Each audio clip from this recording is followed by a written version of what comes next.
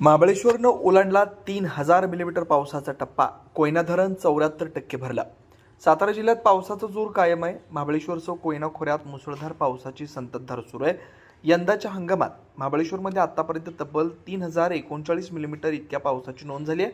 जिल्ह्यात सर्वाधिक पाऊस महाबळेश्वरमध्ये झाला आहे.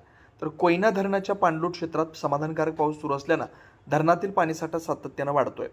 आज सकाळी 8 वाजेपर्यंत कोयना धरणात 77.92 TMC म्हणजेच 74.03% पाणीसाठा झाला आहे. धरणात 22,294 क्युसेक वेगानं पाण्याची आवक सुरू आहे.